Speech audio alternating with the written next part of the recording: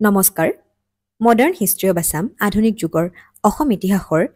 দ্বিতীয়টো ভিডিঅ'লৈ আপোনালোক সকলোকে স্বাগতম জনাইছোঁ মই ইতিমধ্যে আধুনিক যুগৰ অসম ইতিহাসৰ ওপৰত এটা ভিডিঅ' বনাইছোঁ আৰু তাতে মই কেনেকৈ অসমত মধ্যযুগৰ সমাপ্তি ঘটিল আৰু আধুনিক যুগৰ আৰম্ভণি হ'ল তাৰ বিষয়ে আলোচনা কৰিছোঁ তাৰ লগতে কেনেকৈ 1857 চনৰ বিদ্ৰোহৰ প্ৰভাৱ অসমত পৰিছিলে তাত মণিৰাম দেৱানৰ ভূমিকা কেনেকুৱা আছিলে আৰু এই 1857 চনৰ বিদ্ৰোহ বা চিপাহী বিদ্ৰোহৰ আৰম্ভণি নহওঁতেই কেনেকৈ ব্ৰিটিছে এই বিদ্ৰোহটো ছাপ্ৰেছ কৰিলে তাৰ বিষয়ে আমি ডিটেইলত ডিছকাছ কৰিছোঁ ভিডিঅ'টোৰ লিংক মই ডেছক্ৰিপশ্যন বক্সত দি দিম আপোনালোকে গৈ পেলাই চাব পাৰিব এতিয়া মই আলোচনা কৰিম এগ্ৰেৰিয়ান ৰিভল্টৰ বিষয়ে অসমত হোৱা কৃষক বিদ্ৰোহৰ বিষয়ে অসমত কেইবাটাও কৃষক বিদ্ৰোহ হৈছিলে তাৰ ভিতৰত উল্লেখযোগ্য হ'ল ফুলগুৰি কৃষক বিদ্ৰোহ বা ফুলগুৰি ধাৱা তাৰ পিছত হৈ গ'ল পথৰুঘাটৰ বিদ্ৰোহ ৰঙিয়া কৃষক বিদ্ৰোহ আৰু তাৰ ভিতৰৰে একেবাৰে প্ৰথমতে হোৱা যিটো কৃষক বিদ্ৰোহ আছিলে সেইটো হৈছে ফুলগুৰি কৃষক বিদ্ৰোহ আৰু আজি মই বিশেষকৈ সেই ফুলগুৰি কৃষক বিদ্ৰোহৰ বিষয়ে আলোচনা কৰিম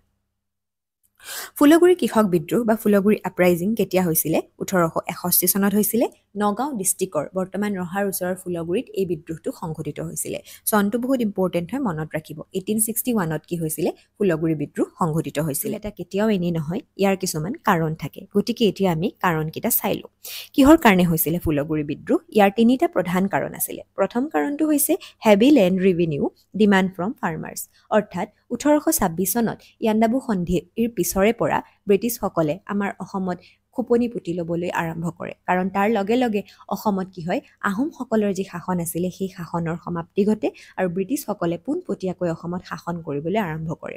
আৰু 1861 চন পোৱাহিলৈ ব্ৰিটিছসকলৰ যি শাসন আছিলে সেই শাসন অসমত কটকটীয়া হৈ যায় আৰু তেওঁলোকে বিশেষকৈ খাজানাৰ পৰা আৰম্ভ কৰি বিভিন্ন দিশত কৰ কাটল মানুহৰ পৰা শোষণ কৰিবলৈ আৰম্ভ কৰে ভাৰতৰ বিভিন্ন অঞ্চলত কৰাৰ দৰে অসমৰ লোকসকলৰ পৰাও শোষণ কৰিবলৈ আৰম্ভ কৰে অসমৰ যিসকল কৃষক আছিলে তেওঁলোকৰ লেণ্ডৰ ওপৰত এটা হেভি এমাউণ্টৰ টেক্স লগোৱা হৈছিলে হেভি এমাউণ্টৰ কৰ ইম্প'জ কৰা হৈছিলে আৰু অসমৰ কৃষকসকলে ইয়াৰ বিৰোধিতা কৰিছিলে আৰু ইয়াৰ বিৰোধিতা হিচাপেই কি হৈছিলে ফুলগুৰি বিদ্ৰোহ সংঘটিত হৈছিলে দ্বিতীয় কাৰণটো হৈছে যে ফুলগুৰিৰ ওচৰে পাজৰে যিসকল কৃষক আছিলে তেওঁলোকৰ চ'ৰ্চ অফ ইনকাম আছিলে অৰ্থাৎ তেওঁলোকৰ জীৱন নিৰ্বাহৰ একমাত্ৰ উপায় আছিলে কি পপি কাল্টিভেশ্যনক অপিয়াম কাল্টিভেশ্যন বুলিও কোৱা হয় অসমীয়াত কোৱা হয় কানি খেতি কানি এবিধ মাদক দ্ৰব্য আৰু এই কানি খেতি কৰাটোৱেই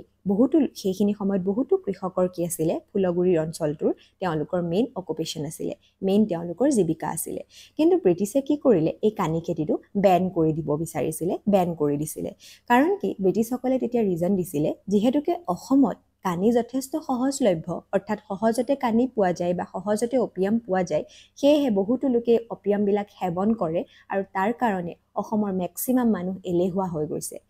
কিন্তু ইয়াৰ আচল ইণ্টেনশ্যনটো ব্ৰিটিছৰ এইটোৱে আছিলে যে তেওঁলোকে আমাৰ অসমৰ যিটো অৰিজিনেল কানি খেতি যিটো অপিয়াম কাল্টিভেশ্যন সেইটো বন্ধ কৰি পেলাই বাহিৰৰ পৰা এনেকুৱা ধৰণৰ নিচাজাতীয় দ্ৰব্যবিলাক কিনি আনি বেছি দামত অসমৰ মানুহক বেচিব বিচাৰিছিলে তাৰ জৰিয়তে ব্ৰিটিছসকলৰ এটা হেভি এমাউণ্ট অফ প্ৰফিট হ'ব কিন্তু যিহেতুকে ফুলগুৰিৰ ওচৰে পাজৰে কৃষকসকলৰ আৰু সেইখিনি সময়ত বহুতো কৃষকৰ চ'ৰ্চ অফ ইনকাম কানি খেতি আছিলে গতিকে সেইটো কাৰণে মেইনলি এই কাৰণটোৰ কাৰণে কি হৈছিলে ফুলগুৰিত তেওঁলোকে ফুলগুৰি কৃষক বিদ্ৰোহটো সংঘটিত হৈছিলে তাৰোপৰি ব্ৰিটিছে তামোল পাণৰ ওপৰত কি লগাইছিলে কৰ লগাইছিলে বুলি সেইটো টাইমত এটা উৰা বাতৰি ওলাইছিলে আৰু এইবিলাক কাৰণতেই বিশেষকৈ 1861 চনত 1861ত ফুলগুৰি বিদ্ৰোহ সংঘটিত হৈছিলে এতিয়া আহিলে এই বিদ্ৰোহটো কেনেকৈ হৈছিলে বা এই বিদ্ৰোহটোৰ ইভেণ্টবিলাক কেনেকুৱা আছিলে কোনটো গতিত আগবাঢ়িছিলে ছেপ্টেম্বৰ মাহত 1861 চনৰে ছেপ্টেম্বৰ মাহত 1500ৰ পৰা 5000 মান কৃষকে গৈ পেলাই নগাঁও সদৰ কোৰ্টত তেওঁলোকে ব্ৰিটিছৰ এই যিবিলাক পলিচি আছিলে অৰ্থাৎ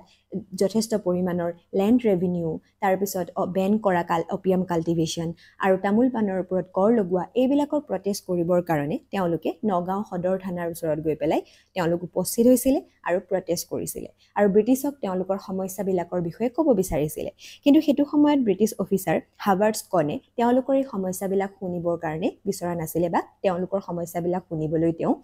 ৰিফিউজ কৰি দিছিলে যে শুনিব বিচৰা নাছিলে আৰু তাৰ পিছত কি হ'ল অক্টোবৰ মাহত 1861 চনৰে অক্টোবৰ মাহত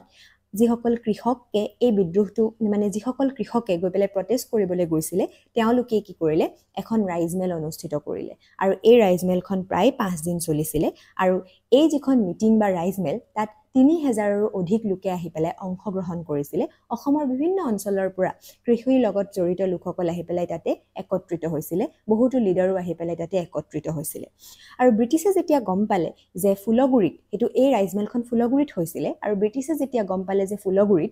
এনেকুৱা এখন ৰাইজ মেল অনুষ্ঠিত হৈছে তাৰ পিছত ব্ৰিটিছে এই ৰাইজ মেলখন কি কৰিব বিচাৰিছিলে যিকোনো প্ৰকাৰে তেওঁলোকে দমন কৰিব বিচাৰিছিলে বা তেওঁলোকে কঠোৰ হাতেৰে এই গোটেই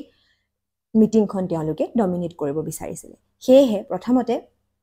ব্ৰিটিছসকলে গৈ পেলাই কৃষকসকলৰ লগত বিদ্ৰোহত লিপ্ত হৈছিলে তাৰ পিছৰ দিনাখন লেফটেনেণ্ট সিংগাৰ এজন ব্ৰিটিছ অফিচাৰ আছিলে তেওঁ যাই এই বিদ্ৰোহখন মানে কমপ্লিটলি দমন কৰিবৰ কাৰণে কঠোৰ হাতেৰে দমন কৰিবৰ কাৰণে কিন্তু তাতে যিসকল লোক উপস্থিত আছিলে তেওঁলোকৰ মেক্সিমামৰ হাততে কি আছিলে লাঠি আছিলে আৰু তেওঁলোকে লাঠিৰে কুবাই লেফটেনেণ্ট সিংগাৰক হত্যা কৰে আৰু তেখেতক হত্যা কৰি তেখেতৰ যিটো সেই খটো কলং নদীত উটুৱাই দিয়ে আৰু তাৰ পিছতে ব্ৰিটিছসকলে বহুতো কৃষকক হত্যা কৰে আৰু বহুতো কৃষকক এৰেষ্ট কৰে আৰু তেওঁলোকক বিভিন্ন ধৰণে শাস্তি দিয়ে আৰু এনেকৈ ব্ৰিটিছসকলে যিটো ফুলগুৰি বিদ্ৰোহ আছিল সেই ফুলগুৰি বিদ্ৰোহটো দমন কৰে আৰু ফুলগুৰি বিদ্ৰোহৰ দমন কৰাৰ পাছত ফুলগুৰি বিদ্ৰোহ কৰা যিসকল কৃষক আছিল তেওঁলোকৰ যিবিলাক দাবী আছিল সেই দাবীবিলাক ব্ৰিটিছসকলে কিন্তু পিছত মানিও লয় আৰু এই কৃষক বিদ্ৰোহটোকে ফুলগুৰি কৃষক বিদ্ৰোহটোকে অসমত হোৱা প্ৰথমটো কৃষক বিদ্ৰোহ বুলি কোৱা হয় মানে সবতকৈ প্ৰথমতে হোৱা কৃষক বিদ্ৰোহ বুলি কোৱা হয় আৰু এই ফুলগুৰি বিদ্ৰোহকে ইনস্পিৰেচন হিচাপে লৈ তাৰ পাছত অসমত কেবাটাও কৃষক বিদ্ৰোহ সংঘটিত হয় আৰু এই বাকিকিটা কৃষক বিদ্ৰোহৰ বিষয়ে মই পিছৰ ভিডিঅটোত আলোচনা কৰিম যদি ভিডিঅটো চাই ভাল পালে লাইক শেয়াৰ কমেন্ট আৰু সাবস্ক্ৰাইব কৰি দিব